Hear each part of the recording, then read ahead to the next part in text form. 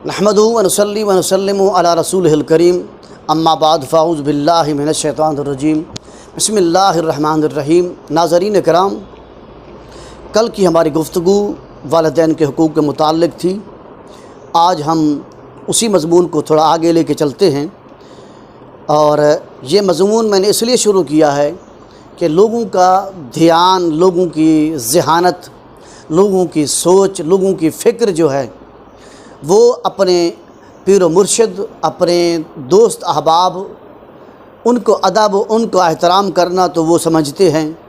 اور والدین کا کوئی ادب و احترام نہیں ہے۔ یاد رکھ لیں، والدین وہ ہستی ہیں جن کے ادب اور احترام کے بارے میں، جن کے ساتھ کلام کرنے کے متعلق کہ ہم ان کے ساتھ کلام کس طرح کریں، ہم ان کے سامنے پیش کس طرح ہوں، یہ کسی بندے نے نہیں سکھایا، بلکہ یہ نص قطعی اس کے ساتھ ثابت ہے، اور یہ خود اللہ نے ہمیں سکھایا ہے۔ بندے کو اللہ خود سکھا رہا ہے کہ میرے بندے، جب تو اپنے والدین کے سامنے جا تو ان کے ساتھ کلام کس طرح کر، ان کے سامنے تیرے بازو کس طرح ہوں، تو اکڑ کرنا جا، عاجزی کے ساتھ جا، انکساری کے ساتھ جا، ان کے سامنے اس طرح جا۔ اب قرآن مجید کی سورۃ بنی اسرائیل کے اندر اللہ پاک جل مجدہ نے ارشاد فرمایا ہے، اگر تمہاری زندگی میں وہ دونوں یعنی ماں اور باپ، ان میں سے کوئی ایک بڑھاپے کو پہنچ جائے تو ان کو اف تک نہ کہنا، ان کو تم اف تک نہ کہنا، اور ان کو جھڑکنا بھی نہیں ہے، اور ان سے ادب سے بات کرنا، قولاً کریما، قولاً کریما، میٹھی بات کرنا، گفتگو پیاری کرنا، میٹھی میٹھی گفتگو کرنا، ادب کے ساتھ پیش آنا۔ یہ اللہ ہمیں سکھا رہا ہے، یہ قرآن کے اندر اللہ ہمیں سکھا رہا ہے۔ آج لوگ اس سے ناواقف ہیں، اور والدین کو کہتے ہیں کہ آپ کو کیا پتہ، دور زمانہ بڑا بدل گیا ہے، تعلیم یافتہ لوگ ہو گئے ہیں، ہماری اتنی ڈگریاں ہیں، ہم پڑھے لکھے آدمی ہیں، کوئی کہتے ہیں میں مفتی بن گیا ہوں، کوئی کہتے ہیں میں عالم بن گیا ہوں، کوئی کہتے ہیں میں ڈاکٹر بن گیا ہوں، کوئی کہتا ہے میں وکیل بن گیا ہوں، کوئی کہتا ہے میں جج بن گیا ہوں۔ میرے بھائی، تو سب کچھ بن جا، لیکن والدین کے سامنے تو ان کا بیٹا ہے، ان کا بچہ ہے۔ تو اگر تجھے اپنے والدین کے سامنے گفتگو کا طریقہ نہیں ہے، اگر تجھے اپنے والدین کے سامنے جانے کا ادب نہیں ہے، ان کے ساتھ کلام کرنے کے کوئی طریقہ نہیں آتا، تو تو کسی قسم کا مفتی نہیں ہے، کسی قسم کا عالم نہیں ہے، تیرے علم پڑھنے کا کوئی فائدہ نہیں، تیرے ڈاکٹر بننے کا کوئی فائدہ نہیں ہے، تیرے جج بن جانے کا کوئی فائدہ نہیں، تیرے وکیل بن جانے کا کوئی فائدہ نہیں ہے۔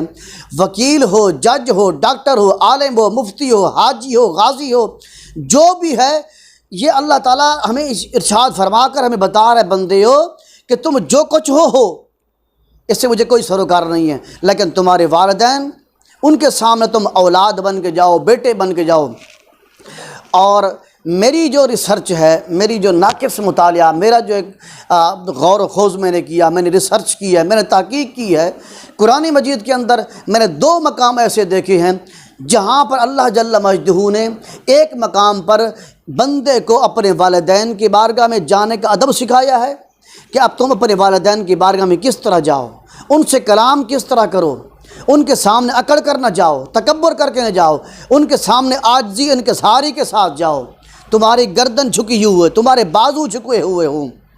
ہاں، تمہاری آنکھیں جھکی ہوئی ہوں، تمہاری کلام کے اندر نرمی ہو، پیار ہو، محبت ہو۔ بڑھاپے کو پہنچ جائیں اور اس وقت ان کے حال یہ بن جائیں، ان کے ناک سے ریٹھ بہہ رہی ہو، اگر منہ سے بلغم نکل رہا ہو، تمہارا چہرہ خراب نہیں ہونا چاہیے، تمہارے چہرے پر تیوری نہیں چڑھنی چاہیے۔